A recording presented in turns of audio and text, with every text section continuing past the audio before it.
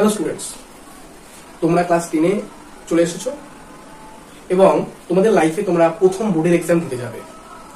তো খুব এক্সাইটমেন্টের একটা ব্যাপার। তার জন্য আমরা চেষ্টা করবো প্রথম থেকেই একেবারে ডিটেলস এই বিষয়গুলোকে বোঝার।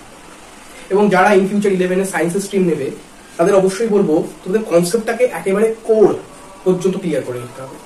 আর যেটা আমি পড়াবো সেটা হচ্ছে পরিবেশের জন্য ভাবনা। এই চ্যাপ্টারটা আগে ভূগোল বা জিওগ্রাফির ইন্ট্রোডাকশনে ছিল, বাট নিউ সিলেবাসের পরে এই চ্যাপ্টারের যে বিষয়বস্তু সেটা এখন তোমাদের ফিজিক্যাল সায়েন্সে দিয়ে দিয়েছে। এখন যেটা মেইন আমি শুরু করছি সেটা হচ্ছে বায়ুমণ্ডলের শ্রেণী বিভাগ। তার আগে একটু বুঝে নিই বায়ুমণ্ডল জিনিসটা কি। বায়ু পৃথিবীকে হাজার হাজার কিলোমিটার অব্দি, এখানে তো বায়ু আছে, এরকম হাজার হাজার কিলোমিটার উচ্চতা অব্দি বায়ু পৃথিবীকে বেষ্টন করে রেখেছে এবং স্পিয়ার মতো যে সৃষ্টি করেছে বা সেটাই হচ্ছে বায়ুমণ্ডল, ঠিক আছে, বা অ্যাটমসফিয়ার ইংলিশে। আচ্ছা, বায়ুমণ্ডলের 5টি শ্রেণী বিভাগ হয়, কোনো কোনো বইতে 6টিও থাকতে পারে। তো আমরা শুরু করছি প্রথম যে মানে স্তরটাতে আসে, যেখানে আমি, তুমি, গাছপালা, পশু পাখি সবাই থাকি, অর্থাৎ ট্রপোস্ফিয়ার।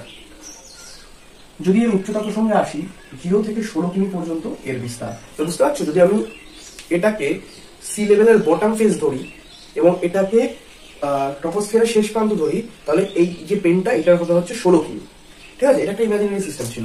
এবার উষ্ণতার কথায় যদি আসি, তো 15 ডিগ্রি সেন্টিগ্রেড থেকে -56 ডিগ্রি সেন্টিগ্রেড পর্যন্ত। এরপরে যদি এর বৈশিষ্ট্যের কথা বলি, না, উষ্ণতা বৃদ্ধির সঙ্গে সঙ্গে উচ্চতা বৃদ্ধির সঙ্গে সঙ্গে এখানে উষ্ণতা হ্রাস পায়, অর্থাৎ প্রতি 1000 কিমি উচ্চতা বৃদ্ধিতে 6.4 ডিগ্রি সেন্টিগ্রেড উষ্ণতার হ্রাস ঘটে। উষ্ণতা হ্রাসের এই ব্যাপারটাকে বলা হয় স্বাভাবিক উষ্ণতা হ্রাসের হার বা নর্মাল ল্যাপস রেট। কি বললাম না? Normal lapse rate. আরো যদি বৈশিষ্ট্যের কথা বলি, এখানে মেঘের ঘনীভবন ঘটার ফলে ঝড় বৃষ্টির মতো প্রাকৃতিক ঘটনা ঘটে থাকে, তাই একে ক্ষুব্ধ মণ্ডল বলে। প্রপেলার যুক্ত বিমান এই স্তর দিয়েই চলাচল করে। কি? প্রপেলার যুক্ত বিমান এই স্তর দিয়েই চলাচল করে, ঠিক আছে। আরো বৈশিষ্ট্য আছে, কিন্তু বোঝার মতো এবং ইম্পর্টেন্ট এই কটা বৈশিষ্ট্য এই স্তরে আছে। আচ্ছা, 2 নম্বর স্ট্র্যাটোস্ফিয়ার। এই স্তরটা সম্বন্ধে যদি বলা শুরু করি তো একটা ভিডিও শুধুমাত্র এই স্ট্র্যাটোস্ফিয়ার ডিসকাশনেই চলে যাবে, কিন্তু তোমাদের খুব বেশি কিছু নেই। তোমাদের যেটুকু আছে সেটুকুই আমি ডিটেলসে বোঝানোর চেষ্টা করছি। উচ্চতার কথা যদি বলি, 16 থেকে 45 কিমি পর্যন্ত এর বিস্তার। 16 থেকে 45 কিমি পর্যন্ত। এই স্তরের উষ্ণতা 56 ডিগ্রি থেকে -56 ডিগ্রি থেকে 0 ডিগ্রি সেন্টিগ্রেড পর্যন্ত। এবার যদি এই স্তরের বৈশিষ্ট্যের প্রসঙ্গে যায়, তাহলে এই যে স্তরটা এখানে 35 কিমি উচ্চতার কাছাকাছি পজিশনে গিয়ে একটা স্তর তৈরি হয়, এরকম একটা স্তর তৈরি হয়, ঠিক আছে। এই স্তরটা কি দিয়ে তৈরি হয় না, O3 যে অণু, সেই O3, এই স্তরটাকে আমরা বলি ওজোন লেয়ার। এইখান থেকে সূর্য, ধরো এখানে সূর্য আছে, সূর্য থেকে আগত ইউভি রশ্মি প্রতি মুহূর্তে এই স্তরে আসছে। এই স্তরটা এই ইউভি রশ্মিকে শুষে নেয়। এর জন্য আমাদের ক্যান্সার, মেলানোমা এই ধরনের রোগ থেকে রক্ষা করে এই ওজোন স্তর। এই রক্ষা করার জন্যই এই স্তরকে ক্রোমোস্ফিয়ার বলা হয়ে থাকে বা পৃথিবীর রক্ষা কবচ বলা হয়ে থাকে। পৃথিবীর ছাতা, প্রাকৃতিক সৌরপদ্মা এইসব নামে ডাকা হয়। এছাড়াও এই স্তরে জেট প্লেন চলাচল করে। এই জন্যই তো সব থেকে বেশি NO গ্যাস এই স্তরে পাওয়া যায়, ঠিক আছে। এরপরে একটা উষ্ণতা আর উচ্চতা সম্পর্কের প্রসঙ্গে বলে দিই যে এই যে ট্রপোস্ফিয়ার, সেখানে কি হয়, উচ্চতা বৃদ্ধিতে উষ্ণতা হ্রাস পায়, কিন্তু এইখানে একটা নতুন ফিনোমিনা দেখা যায় যাকে বলা হয় বৈপরীত্য উষ্ণতা। এই একটা নতুন ফিনোমিনা তোমরা জিওগ্রাফির বায়ুমণ্ডল বা অ্যাটমসফিয়ার চ্যাপ্টারে পড়বে কদিন পরে। এই বৈপরীত্য উষ্ণতা ব্যাপারটা, এই স্তরে বৈপরীত্য উষ্ণতা দেখা যায়, মানে হচ্ছে উচ্চতা বৃদ্ধির সাথে সাথে উষ্ণতা হ্রাস পাওয়ার পরিবর্তে বৃদ্ধি পায়। দেখো এখানে -56 থেকে 0 ডিগ্রি হয়েছে, অর্থাৎ উষ্ণতা বৃদ্ধি পেয়েছে, ঠিক আছে। এটা কেন হয় না, বিভিন্ন প্রকার ওজোনের যে অণু, সেই সমস্ত অণু উত্তপ্ত হওয়ার কারণে এই ঘটনাটা ঘটে থাকে। এরপরে যে থার্ড স্তরটা আছে সেটাকে বলা হয় হচ্ছে মেসোস্ফিয়ারে যেটা হয়, উচ্চতা হয় 45 কিমি থেকে 85 কিমি পর্যন্ত। আর উষ্ণতা এখানে ট্রপোস্ফিয়ারের মতোই উষ্ণতা বৃদ্ধিতে, অর্থাৎ উচ্চতা বৃদ্ধিতে উষ্ণতা হ্রাস ঘটে, মানে 0 থেকে -92 ডিগ্রি সেন্টিগ্রেড উষ্ণতা। আচ্ছা, মেসোস্ফিয়ার এটাকে শীতলতম স্তর বলা হয়। কি না, এটা শীতলতম স্তর, অর্থাৎ সব থেকে কোল্ডেস্ট এটা। আচ্ছা, মেসোস্ফিয়ারের পরে যেটা থাকে সেটাকে বিভিন্ন নামে ডাকা হয়। যেমন কেউ বলতে পারে থার্মোস্ফিয়ার, মেন নাম এটাই, তোমরা ব্যবহার বেশিরভাগ ক্ষেত্রে এটাই করবে। বা আরেকটা আছে আয়নোস্ফিয়ার, আয়নোস্ফিয়ার। আচ্ছা, থার্মোস্ফিয়ার বা আয়নোস্ফিয়ার এই দুটো নাম দুটো কারণে দেওয়া হয়। যেহেতু এই যে স্তরটা, এটা উষ্ণতা যেটা 92 ডিগ্রি সেন্টিগ্রেড থেকে 1200 ডিগ্রি সেন্টিগ্রেড পর্যন্ত হয়ে থাকে, এবং এর যেটা রেঞ্জ হয় 85 কিমি থেকে এটা হয় 500 কিমি পর্যন্ত। এবং এই যে সব থেকে বেশি টেম্পারেচারের জন্য এটাকে থার্মোস্ফিয়ার বলা হয়। ঠিক আছে, উচ্চতা বৃদ্ধিতে এখানে উষ্ণতা বৃদ্ধি পায়। এবার কথা হচ্ছে আয়নোস্ফিয়ার কেন বলা হয়। এই স্তরে এই প্রচন্ড উষ্ণতাতে কি হয় না, অণু পরমাণু ইলেকট্রন আয়ন রূপে অবস্থান করে, এবং সেই কারণে ওখানে এই স্তরে মেরুজ্যোতি দেখা যায়। অরোরা অস্ট্রালিস এবং অরোরা বরিয়ালিস মেরুজ্যোতি দেখা যায়। এবার এই আয়ন রূপে অবস্থান করায় এই স্তরটাকে আয়নোস্ফিয়ার বলে। এই আরেকটা এখানে পয়েন্ট তোমরা জেনে নাও, বেতার যোগাযোগ যেটা আছে, বেতার যোগাযোগ এর ক্ষেত্রে এর ক্ষেত্রে এই স্তর অপরিহার্য। কারণ বেতার তরঙ্গ এই থার্মোস্ফিয়ার বা আয়নোস্ফিয়ারে গিয়ে ধাক্কা খায় এবং রিফ্লেক্ট হয়ে আমাদের এই টাওয়ার বা কানেকশন গুলো পায়, তার জন্য বেতার যোগাযোগ অপরিহার্য। এরপরে যেটা তোমাদের আছে এক্সোস্ফিয়ার। এক্সোস্ফিয়ার এবার তোমাদের পড়াবো হচ্ছে এক্সোস্ফিয়ার। মানে বুঝতে পারছি, এক্স মানে একটু বাইরে বলা হবে, এক্সোস্ফিয়ার। এক্সোস্ফিয়ার এটা সাধারণত 500 থেকে হয়ে থাকে 1500 বা 1000 কিমি পর্যন্ত ডিউরেশন হয়ে থাকে। এখানে যে উষ্ণতা সেটা 1200 ডিগ্রি বেশি হয়, সাধারণত 1600 ডিগ্রি, তাই বইতে লেখা থাকে 1200 বা 1600 ডিগ্রি লেখা থাকে। কিন্তু কথা হচ্ছে এই যে উষ্ণতা, বায়ুর ঘনত্ব খুব কম হয়, তার জন্য এই উষ্ণতাটাকে অনুভব করা যায় না।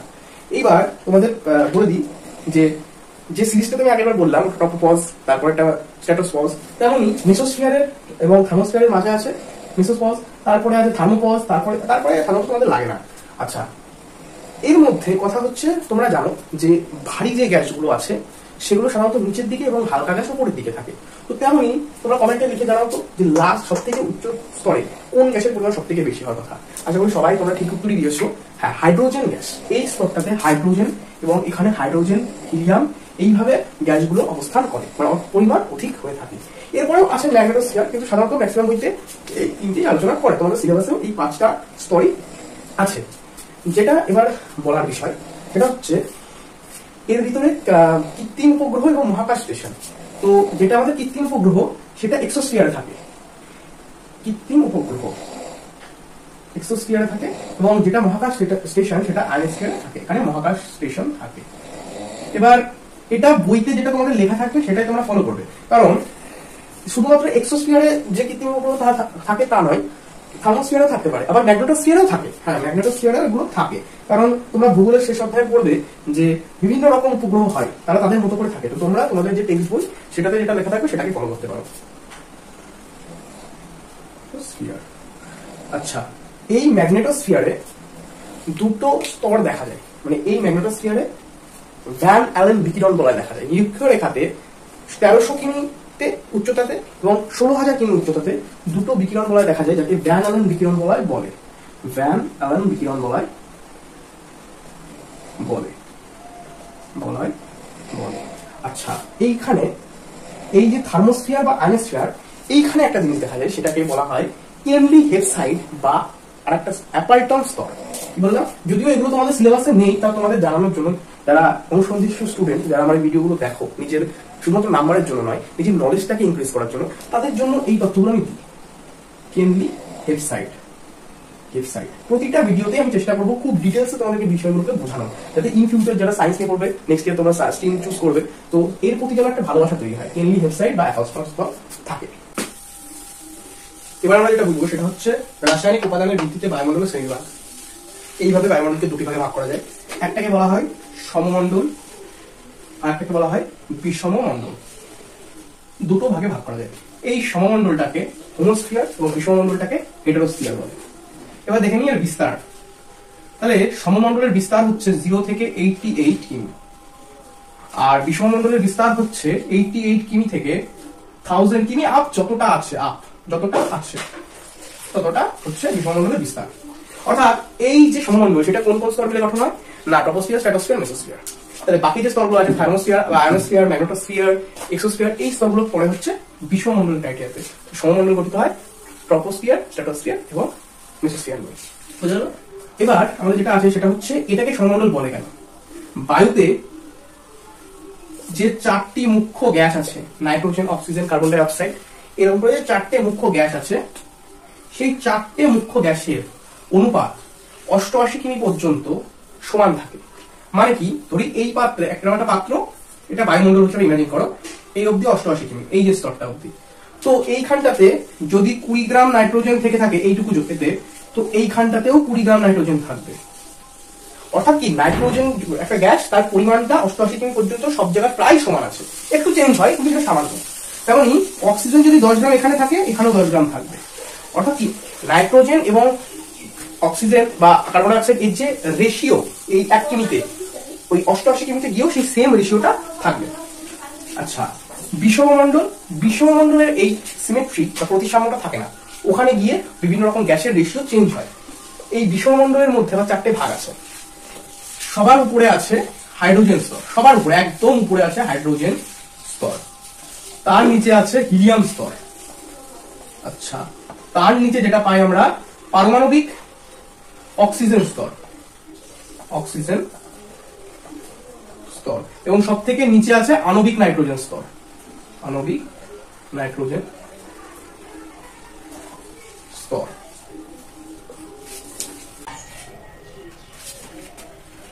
এখন আমরা যেটা করবো সেটা হচ্ছে চ্যাপম্যান সাইকেল। তোমাদের বইতে এটা চ্যাপম্যান সাইকেল বলে উল্লেখ নেই, এটা ওজোন স্তরের ধ্বংস এবং বিনাশ প্রক্রিয়া বলে উল্লেখ আছে।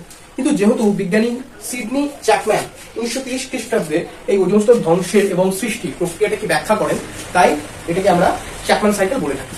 এটা কিন্তু মনে রাখবে, এটা প্রাকৃতিকভাবে সৃষ্টি বা ধ্বংসকে ব্যাখ্যা করে। আচ্ছা, তাহলে আমরা আগেই পড়েছি যে স্ট্র্যাটোস্ফিয়ারে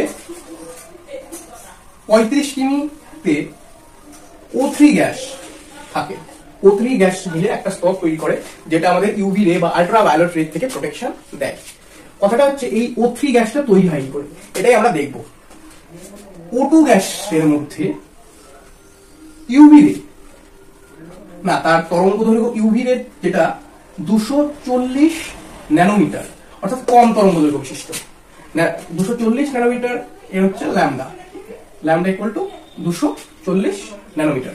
ঠিক আছে, এই তরঙ্গ দৈর্ঘ্য ও এর উপরে পড়ে, মানে অক্সিজেনের উপর O2 এর উপর পড়ে এটাকে O প্লাস O তে কনভার্ট করে। যেহেতু তরঙ্গ দৈর্ঘ্যটা কম, অর্থাৎ শক্তির পরিমাণ বেশি, তরঙ্গ দৈর্ঘ্য যার কম, কম্পাঙ্ক তার বেশি, তাই তার শক্তির পরিমাণটা বেশি, তাই এই বন্ডটাকে ভেঙে O তে কনভার্ট করে। এই O থেকে এই যে একটা O2 আর একটা O2 কণা এর সাথে মিলে ফর্ম করে O3। এই O3, অনেকগুলো O3, এরকম অনেকগুলো O3 মিলেমিশে একটা স্তর তৈরি করে ওইখানটায়, ওই জায়গাটাতেই তৈরি হয় ওজোন স্তর। ঠিক আছে, এইবার তাহলে বুঝতে পারছো, যাকে আসতে দেয় না সেই তৈরিতে সাহায্য করে। ইউভি রশ্মিকে তো আসতে দেয় না, কিন্তু সেই ইউভি রশ্মি এই প্রাকৃতিক যে ওজোন স্তর সেটা তৈরিতে সাহায্য করে। এরপরে দেখি এই ইউভি রশ্মি কিভাবে এই ওজোন স্তরটাকে ধ্বংস করে। ধরো একটা O3, মানে কি ওজোন অণু, এই ওজোন অণুতে ইউভি রে এসে পড়লো। কত ইউভি রে? না, যার তরঙ্গ দৈর্ঘ্য প্রায় 300 ন্যানোমিটার। ঠিক আছে, 300 ন্যানোমিটারের একটা তরঙ্গ দৈর্ঘ্যে O3 এসে পড়লো, ওরে এটাকে O2 প্লাস O তে কনভার্ট করে। কি মজার ব্যাপার, দেখো এই কিন্তু ভাঙছে, কিন্তু তরঙ্গ দৈর্ঘ্য দুটো আলাদা হয়। এর শক্তির পরিমাণ বেশি, এর এনার্জি লেভেলটা বেশি, কিন্তু এর একটু কম। এই যে এবার এই ওটা, মানে এই অক্সিজেনটা আবার একটা O3 এর সাথে যুক্ত হয়ে 2O2 ক্রিয়েট করে। এই যে টোটাল যে চক্রটা, এই চক্রটা চক্রাকারে চলতে থাকে, তাই একবার ধ্বংস একবার তৈরি এইভাবে হয়। তার জন্য যে ওজোন স্তর সেখানে প্রাকৃতিকভাবে ভারসাম্যটা বজায় থাকে। এই প্রক্রিয়াটাকে বিজ্ঞানী সিডনি চ্যাপম্যান আবিষ্কার করা, এটাকে চ্যাপম্যান সাইকেল বলা হয়। আমরা এতক্ষণ যেটা করলাম সেটা হচ্ছে প্রাকৃতিকভাবে ওজোন স্তর সৃষ্টি এবং ধ্বংসের প্রক্রিয়া। এখন আমরা কৃত্রিমভাবে কি করে হয় সেটা দেখবো। এছাড়াও প্রাকৃতিকের ওই পদ্ধতিগুলো ছাড়াও দাবানল, অগ্নুদ্গম, এইভাবেও কিন্তু ওজোন স্তর ধ্বংসপ্রাপ্ত হয়। কিন্তু সেই যে ক্ষতিটা সেটা প্রকৃতি নিজে নিজেই রিপেয়ার করতে সক্ষম, কিন্তু আমাদের দ্বারা যে ক্ষতি হয় সেটা তো আর প্রকৃতি দায় নিয়ে বসে নেই, সেই ক্ষতিটাই রিপেয়ার হয় না। তাহলে আমরা যে ফ্রিজ, এসি গুলো ব্যবহার করি সেখানে কি থাকে না, সিএফসি থাকে। সেই সিএফসি তে সিএফসি অর্থাৎ ক্লোরোফ্লোরোকার্বন, সেখানে একটা কম্পাউন্ড থাকে সেটা হচ্ছে CF2Cl2, এছাড়াও থাকে CFCl3, এরকম বিভিন্ন রকম কম্পাউন্ড থাকে। আমরা এইটা তোমাদের ম্যাক্সিমাম বইতে আছে, তাই আমি এটা দিয়ে বোঝাচ্ছি। CF2Cl2 এটাকে ইউভি রে হিট করে, এটা তো বাতাসে বসে থাকে, তো ইউভি রে হিট করে, তার থেকে CF2 সিএল এবং সিএল, এই সিএলটা হচ্ছে সক্রিয় সিএল। এই সক্রিয় সিএলটাই যত নষ্ট এবং যত অনাসৃষ্টি কাণ্ড ঘটায়। তো কি করে না, এই যে O3 আছে, এই O3 এর সাথে এ মিশে যায়, মিশে গিয়ে সিএলও সৃষ্টি করে প্লাস O2 সৃষ্টি করে। এইভাবে একটা ওজন অণুর ভাঙন ঘটায়। এবার দেখো এই একটা ওজন অণুর ভাঙন ঘটানোটা কতটা বিপজ্জনক সেটা এবার বোঝো। তো ClO প্লাস O3, এই যে ClO এইটা তৈরি হলো, এইটাই আবার এখানে আসে, এসে কি করে না Cl প্লাস 2O2 সৃষ্টি করে এবং নিজে সক্রিয় হয়ে যায়। তাহলে দেখো এ সক্রিয় ছিল, আবার সক্রিয় হয়ে গেল, এর কোনো পরিবর্তন হলো না। তাহলে দেখো একটা Cl পরমাণু, সক্রিয় Cl পরমাণু লক্ষাধিক ওজন অণুকে ভেঙে ক্ষতি করে। তাহলে সেই কারণে এই যে আমাদের একটা ওজন স্তর আছে যেটা এই ইউভি রেকে বা আসার থেকে আটকায়, এর যে ঘনত্ব বা ডেনসিটি এটা কম হয়ে যাচ্ছে এবং এই ডেনসিটি কমের যে ব্যাপারটা, এটাকেই আমরা বলি হচ্ছে ওজন গহ্বর। এবার এই ওজন গহ্বর জো ফোরম্যান প্রথম লক্ষ্য করে। আর এই যে ডেনসিটি কতটা এর ব্যাধ হবে এটা মাপা হয় ডবসন এককে। কিসে? ডবসন, ডিইউ দ্বারা, অর্থাৎ কি দ্বারা না ডিইউ দ্বারা এটাকে প্রকাশ করা হয়। ডবসন এককে এর যে ব্যাধ সেটা মাপা হয়। এবার একটা জিনিস বলি, ডবসন বলতে কি বোঝায় না 0.01 mm অর্থাৎ মিলিমিটার ব্যাধ বিশিষ্ট ওজন স্তরকে 1 ডবসন বলে। তাহলে কি বললাম না 0.01 mm ব্যাধ বিশিষ্ট, আচ্ছা সরি এটা ব্যাধ না, এটা বেদ বিশিষ্ট O3 লেয়ার। ঠিক আছে, একটু আগে তোমাদেরকে পড়ালাম যে স্ট্র্যাটোস্ফিয়ার স্তরে নাকি জেট প্লেন চলাচল করে। এবার ওই জেট প্লেন থেকে NO অর্থাৎ নাইট্রিক অক্সাইড বলে একটা পদার্থ নির্গত হয়। আচ্ছা প্রসঙ্গত বলে দিই, NO, N2O আর হচ্ছে NO2, এই তিনটে, এটাকে বলা হয় নাইট্রিক অক্সাইড, এটাকে বলা হয় নাইট্রাস অক্সাইড এবং এটাকে বলা হয় নাইট্রোজেন ডাইঅক্সাইড। তো আমাদের এই চ্যাপ্টারে এইটা আর এইটা, এই 1 নম্বর আর 3 নম্বরটা নামটা জানা আবশ্যক। তো এই যে NO, এই NO O3 এর সাথে যুক্ত হয় কি উৎপন্ন করে না NO2 প্লাস O2 উৎপন্ন করে। ঠিক আছে, এইবার পরের ধাপে কি হয় না এই NO2 আবার কি করে একটা O3 এর সাথে যুক্ত হয়, সেখান থেকে NO এবং এটা 2, এটা দুই রকম হয়, ম্যাক্সিমাম বইতে এইভাবে আছে, তো আমি এটা করছি, এটা O2 ক্রিয়েট করে। ঠিক আছে, এইবার এখানে যে O2টা, এটা ম্যাক্সিমাম বইতে নেই কিন্তু এই ঘটনাটা ঘটে থাকে, এখানে যে O2টা আর একটা O3 এর সাথে বিক্রিয়া করে এইভাবে 2O2 প্লাস O গঠন করে। তাহলে কি NO ছিল আবার NO তে কনভার্ট হয়ে গেল, মানে এবারও ক্ষতি করবে, বারবার ক্ষতি করবে, করেই যাবে। তো জেট প্লেন এইভাবে ওজন স্তরটাকে ক্ষতিগ্রস্ত করে। এরপর তোমাদের যেটা আছে সেটা হচ্ছে না ওজন স্তরের ক্ষয়ের যে ক্ষতিকারক প্রভাব, বিভিন্ন রকম ক্ষতিকারক প্রভাব আছে। যেমন আমাদের শরীরে কি হয় না, আমাদের যে ইউভি রেটা আসে, সেই ইউভি রের ফলে আমাদের শরীরে ক্যান্সার সৃষ্টি হতে পারে। ঠিক আছে, মেলানোমা হতে পারে। এই তথ্যটা তোমাদের মাথায় করে এমসিকিউতে আসতে পারে যে মেলানোমা কিসের প্রভাবে হয়, নিচে অপশন দিল। তো ইউভি রেডিয়েশনের ফলে মেলানোমা হতে পারে। আবার আরো হয় কি সাইটোসিস প্রক্রিয়া ব্যাহত হয়, বিভিন্ন প্রাণীদের জনন প্রক্রিয়া ব্যাহত হয়, তো মাছেদের ক্ষতি হয়। এই ধরনের বিভিন্ন তথ্য আছে, ওগুলো তোমরা পড়ে নিলে বুঝে যেতে পারবা। এরপরে যেটা আমি পড়াবো সেটা হচ্ছে গ্রিন হাউস এফেক্ট।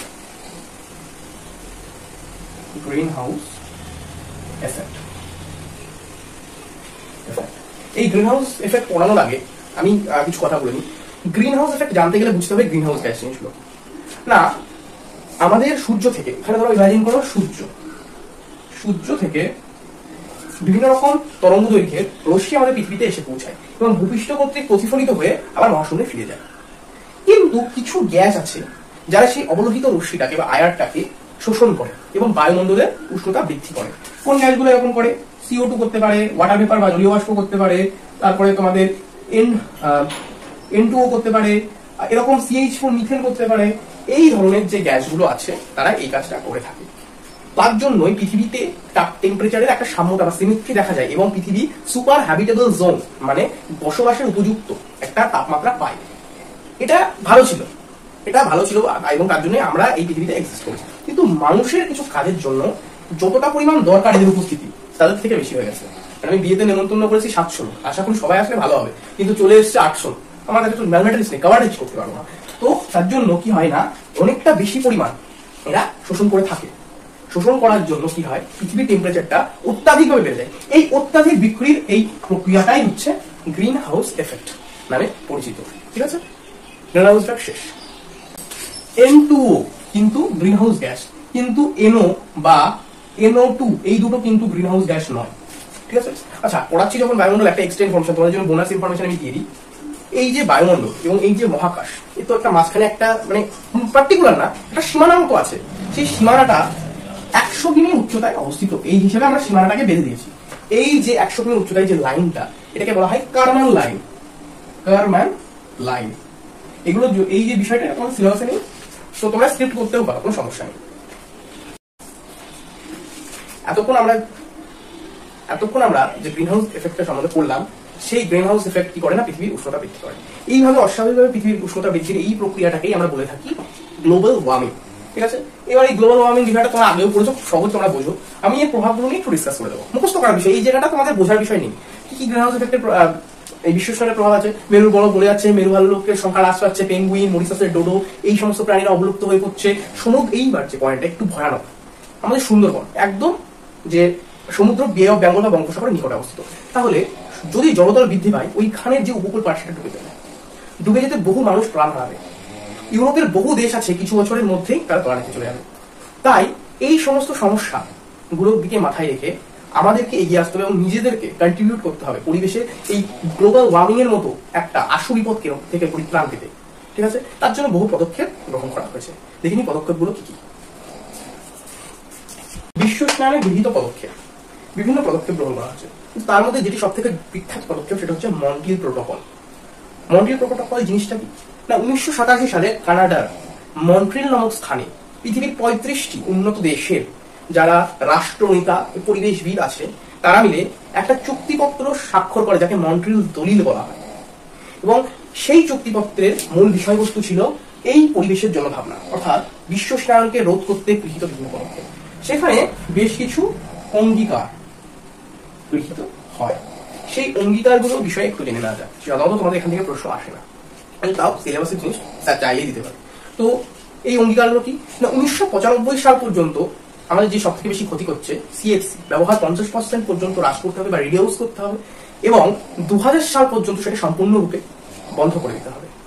আরেকটি যে অঙ্গীকার ছিল সেটি হচ্ছে এনও বা নাইট্রিক অক্সাইড এর ব্যবহার 2000 সালের মধ্যে সম্পূর্ণ বন্ধ করতে হবে।